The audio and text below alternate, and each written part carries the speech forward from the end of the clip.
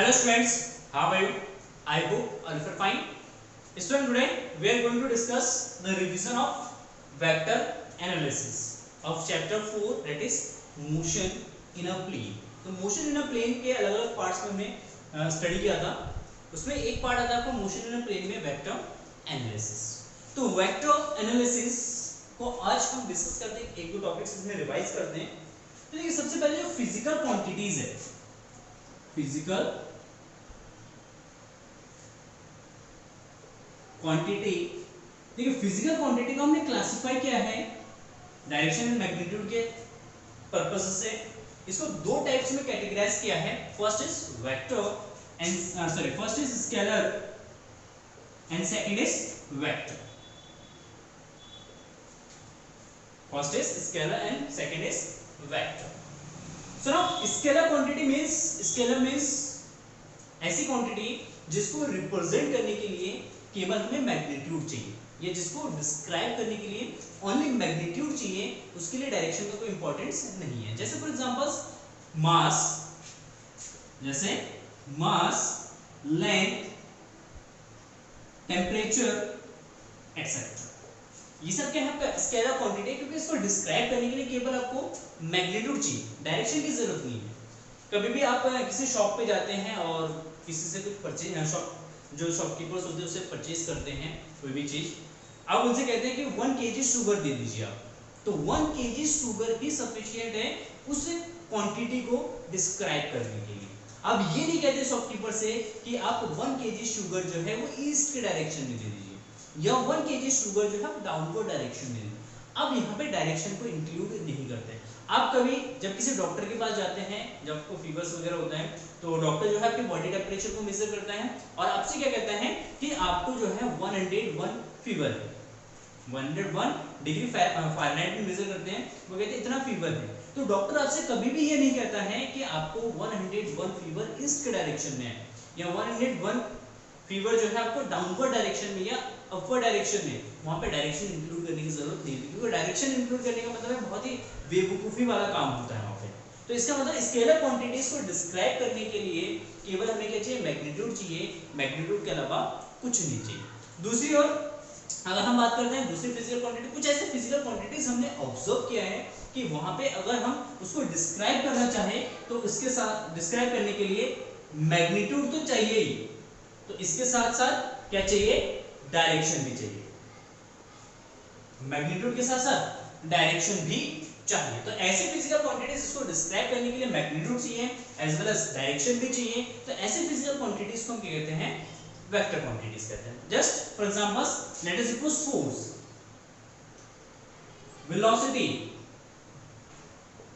Force, velocity, acceleration,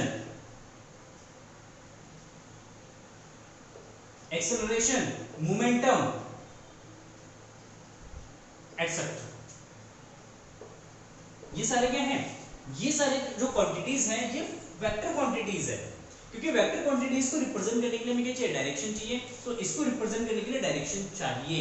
that is suppose कि अगर आपके पास एक कोई ब्लॉक है या किसी भी ऑब्जेक्ट पर आपको फोर्स लगाना है, मैंने आपको कहा कि इस पे 10 न्यूटन का फोर्स लगा दीजिए, तो आप तो कंफ्यूज हो जाएंगे भाई कि 10 न्यूटन का फोर्स हमें अप्लाई तो करना है, लेकिन किस डायरेक्शन में करना है ना. तो यहाँ पे 10 न्यूटन के साथ साथ आपको बताना भी पड़ेगा कि डायरेक्शन कितना है. या आपसे कोई लोकेशन पूछता है, जैसे आप कहीं जा रहे हैं, कोई अनजान आदमी आपसे मिल गया और आपसे पूछता है कि बस स्टैंड कहाँ है, तो आप उनसे क्या कहते हैं कि बस स्टैंड यहाँ से 500 मीटर के डिस्टेंस पर है. क्या आप ये कह देते हैं कि 500 मीटर के डिस्टेंस पर है? नहीं, आप उनको क्या कहते हैं कि यहाँ से 500 मीटर के डिस्टेंस पर, लेकिन आपको इस रूट को फॉलो करना है. रूट को फॉलो करने की वजह से आप बता दें कि यहाँ से लेफ्ट जाना, लेफ्ट से राइट जाना, राइट से ये इस डायरेक्शन में जाना, तो आपको बस स्टैंड मिल जाएगा. तो आप क्या बता दें कि लेफ्ट जाना, राइट जाना, तो लेफ्ट राइट आप क्या बता रहे हैं, उनको डायरेक्शन बता रहे हैं. तो आप कह देते हैं कि यहाँ से सीधे चले जाना, सीधे जाने के बाद आपको एक मोड़ मिलेगा, वहां से यू टर्न ले लेना, फिर वहां से कुछ डिस्टेंस जाएगा तो आपको बस स्टैंड मिल जाएगा. तो आपने क्या कहा कि उनको डायरेक्शन के साथ साथ आपने कह दिया मैग्नीट्यूड भी दिया, तो इससे वो एग्जैक्ट लोकेशन पे पहुंच जाता है. अगर आप उनको केवल कह देते कि 500 मीटर के डिस्टेंस पर आप चले जाते, अब वो तो कंफ्यूज हो जाता है कि 500 मीटर में जाऊँ तो जाऊँ कहाँ, यहाँ तो चारों डायरेक्शन में रोड्स है, मैं किस डायरेक्शन में जाऊँ. वहां पे किसी को अगर आप लोकेशन बताते हैं तो लोकेशन बताने के लिए भी आपको डायरेक्शन बताना होता है। मतलब वहां पे जो डिस्प्लेसमेंट है उस डिस्प्लेसमेंट को रिप्रेजेंट करने के लिए आपको डायरेक्शन की जरूरत होती है। तो ऐसे फिजिकल क्वांटिटी जिसको डिस्क्राइब करने के लिए मैग्नीट्यूड के साथ साथ डायरेक्शन भी चाहिए होते हैं, तो ऐसे क्वांटिटीज को कहते हैं वेक्टर क्वांटिटीज।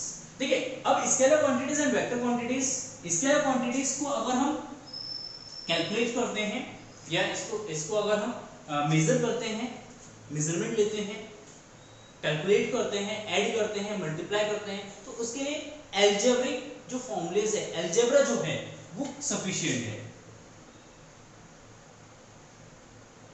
ना। अलजेब्रिक जो रूल्स होते हैं जो आप डेली लाइफ में आप यूज करते हैं, उसी रूल का यूज करते हैं स्केलर क्वांटिटी को ऐड या सब्ट्रैक्ट करने में। जैसे आपके पास 5 kg शुगर है और 2 kg और परचेज कर लिया आपने, तो कितने हो गए 7 kg। ठीक है, आपके पास 5 kg एप्पल है, आपने 5 kg एप्पल और परचेज कर लिए, कितने kg एप्पल्स हो गए आपके 10 kg। तो यहाँ पे जब हम ऐड करते हैं या मल्टीप्लाई करते हैं तो उस केस में केवल अलजेब्रा के जो रूल्स होते हैं वो सफिशिएंट है उसको डिस्क्राइब करने के लिए, उसको कैलकुलेट करने के लिए। लेकिन यहाँ पे जब वेक्टर क्वांटिटीज की बात आती है, वेक्टर क्वांटिटीज को जब हम ऐड या सब्ट्रैक्ट करते हैं या उसको मल्टीप्लाई करते हैं या डिवाइड करते हैं, तो उसके लिए आपको वेक्टर रूल का यूज करना होता है, वेक्टर रूल्स का यूज करना होता है। ठीक है, तो यहाँ पे तो अलजेब्रा यूज हो जाता है, लेकिन यहाँ पे आपका क्या हो जाता है, वेक्टर रूल्स यूज होता है। तो अलजेब्रा एंड वेक्टर रूल्स में बहुत डिफरेंस है। जैसे यहाँ पे आपका 3 + 4, जैसे 3 kg प्लस 4 kg हमेशा ये आपको देगा 7 kg। कितना देगा 7 kg। लेकिन जब हम किसी ब्लॉक पे फोर्स अप्लाई करते हैं 3 न्यूटन n + 4 न्यूटन, ये कभी आपको 7 न्यूटन देगा, ये कभी आपको 1 न्यूटन देगा, ये कभी आपको 5 न्यूटन देगा, और कभी भी इसका वैल्यू जो है 1 से 7 के बीच में क्या करेगा, वेरी करेगा। वो डिपेंड करेगा एंगल पे। जैसे आपने सेम डायरेक्शन में फोर्स लगा दिया, दोनों 7 न्यूटन में मिल जाएगा। अगर आपने इस पे अपोजिट डायरेक्शन में फोर्स लगा दिया तो आपको 1 न्यूटन मिल जाएगा। अगर दोनों फोर्स एक दूसरे से 90 डिग्री पे हैं, 3 न्यूटन एंड 4 न्यूटन 90 पे हैं, तो आपको 5 न्यूटन मिलेगा। तो यहाँ पे जो आपका एडिशन है वो डिपेंड करता है किस पे, एंगल पे डिपेंड करता है। ठीक है, यहाँ पे आपको वेक्टर रूल्स पढ़ने होते हैं। तो अब वेक्टर रूल्स पढ़ेंगे हम यहाँ पे। वेक्टर रूल्स कौन कौन से होते हैं, देखिए जब वेक्टर्स को ऐड करते हैं, एडिशंस ऑफ वेक्टर्स में हम डिफरेंट रूल का यूज करते हैं, जो कि हम ऑलरेडी डिस्कस कर चुके हैं। तो उसमें ब्रीफली हम डिस्कस करेंगे, यहाँ पे सिंपली ब्रीफली डिस्क्राइब करेंगे एडिशन ऑफ वेक्टर्स,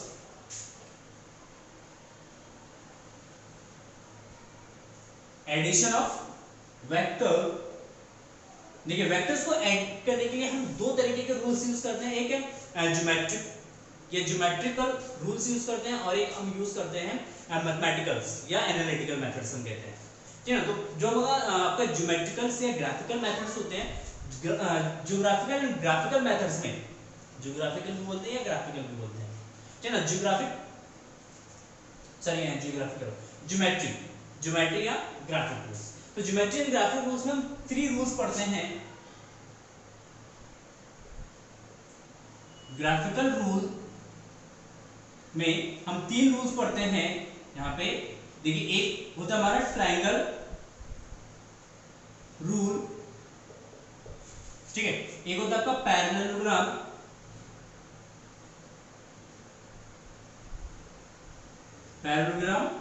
रूल, और आपका होता है पॉलीगन रूल। क्या होता है पॉलीगन रूल। देखिए triangle rules, parallelogram rules and polygon rules. ठीक है, तो ये 3 रूल्स हम यूज करते हैं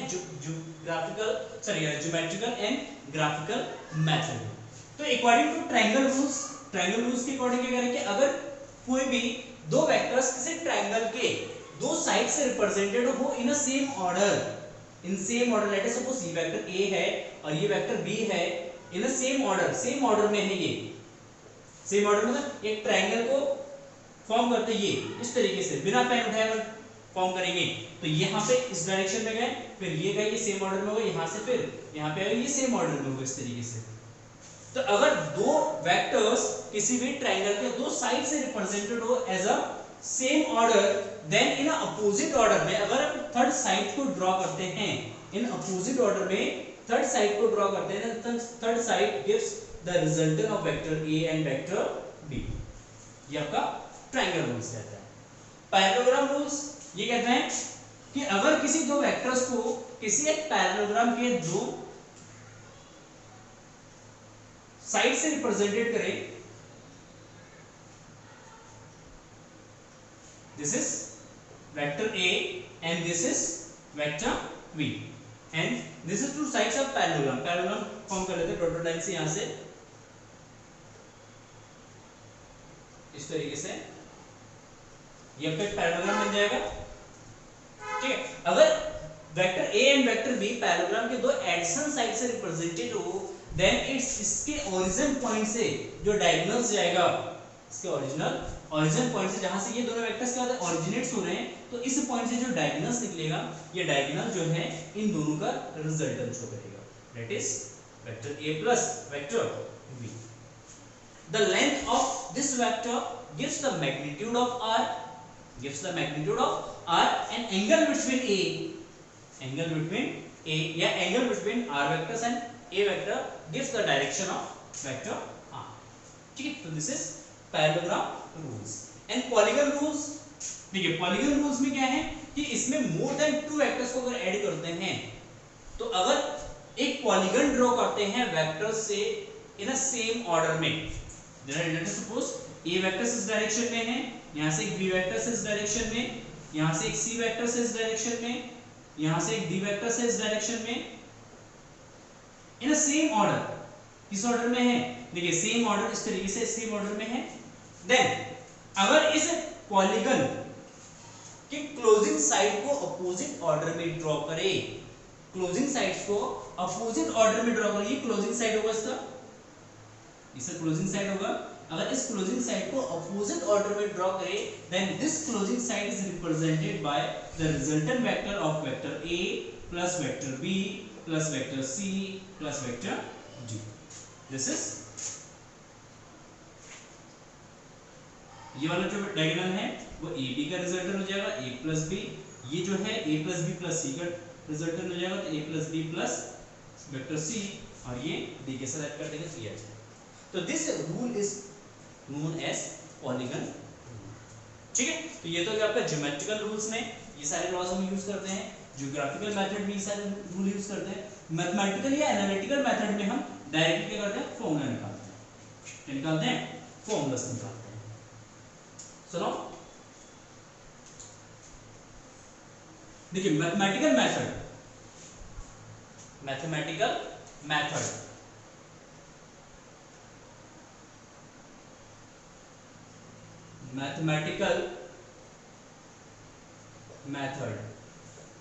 देखिए मैथमेटिकल मेथड में क्या होता है, इसमें सिंपली इसमें भी हम ट्रायंगल रूल्स और पैरेललोग्राम रूल्स दोनों यूज करते हैं। तो दोनों रूल्स अगर यूज करेंगे सेम फॉर्मूलास बनेंगे आपके, तो इसीलिए हम डायरेक्टली क्या करते हैं ट्रायंगल रूल यूज कर लेते हैं। क्या यूज कर लेते हैं? ट्रायंगल रूल यूज कर लेते हैं। Let us suppose vector A and vector B are represented by two sides of a triangle in a same order। Let us suppose this is vector A and this is vector B, this is vector B and this is the resultant vector of vector A and vector B। This is the resultant vector, this is A vector and this is B vector। And इसका magnitude निकालना है mathematical methods में, formula derive करना है, r is equal to root of a square plus b square plus 2ab cos theta. ठीक है, तो let us suppose कि vector a and vector b के बीच का जो एंगल है आपका यहाँ पे वो कितना है, vector a and vector b के बीच का जो एंगल है, लेट अस सपोज यहाँ पे एंगल आपका थीटा है। लेट अस सपोज थीटा है, यहाँ से हम क्या करते हैं परपेंडिकुलर ड्रॉ कर देते हैं, इस पे नेम कर देते P Q S T, P Q S T। सुनो अब हमें R का मैग्नीट्यूड निकालना है, तो R का मैग्नीट्यूड निकालने के लिए देखिए यहाँ पे यूज करेंगे Pythagoras theorem in triangle PQT। PQT में क्या यूज करेंगे? पाइथागोरस थ्योरम यूज करेंगे। एंड पाइथागोरस थ्योरम को यूज करने के लिए हमें ये वाला साइड चाहिए और ये वाला साइड चाहिए, मतलब ST चाहिए एंड QT चाहिए, तो इसलिए हम यूज करेंगे in triangle triangle QST, QST, ठीक है। देखिए QST में sin theta is equal to perpendicular upon base, sorry perpendicular upon hypotenuse, and perpendicular is QT by hypotenuse is SQ, and QT हमें फाइंड आउट करना है, and SQ is equal to B। SQ का जो magnitude है, SQ का जो length है वो B के मैग्नीट्यूड के इक्वल है, and V का मैग्नीट्यूड हो जाएगा आपका V, that is sin theta. So now QT is equal to B sin theta, QT is equal to B sin theta, and again यहाँ पे हम cos theta यूज करते हैं, then cos theta is equal to what? Cos theta is equal to base upon hypotenuse, base is equal to ST and hypotenuse is SQ, SQ। So now cos theta is equal to ST by SQ, SQ is what? Sorry, हाँ SQ, SQ is what? B, यहाँ से ST is equal to B cos theta, clear. So now PT, P से T की जो distance है वो किसके equal हो जाएगा? वो PS प्लस ST के इक्वल होगा। So now PS plus ST, and PS is what? PS is equal to A and ST is what? ST is equal to B cos theta, ये जो B cos theta। So now by Pythagoras theorem,